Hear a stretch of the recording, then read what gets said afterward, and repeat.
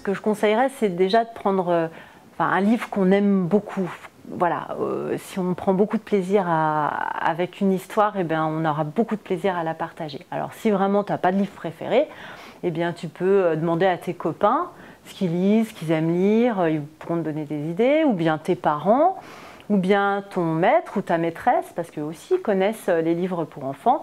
Et puis si vraiment t'oses pas ou ça marche pas, eh bien il faut aller voir les bibliothécaires ou bien les libraires, qui sont des personnes qui adorent qu'on leur demande ce genre de conseils. Si tu ne sais pas quoi lire, je vais d'abord te demander ton âge, pour orienter un petit peu dans le choix des lectures. Il y en a des plus difficiles que d'autres.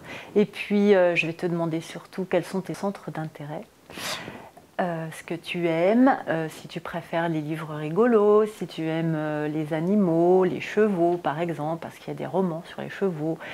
Si tu fais un sport et que tu as envie de lire un livre où on parle de ce sport-là, si tu aimes le mystère, le suspense. Si tu n'aimes pas lire, eh bien, tu peux essayer de réfléchir à ce que tu aimais écouter comme histoire quand tu étais petit, parce qu'on t'a certainement raconté des histoires.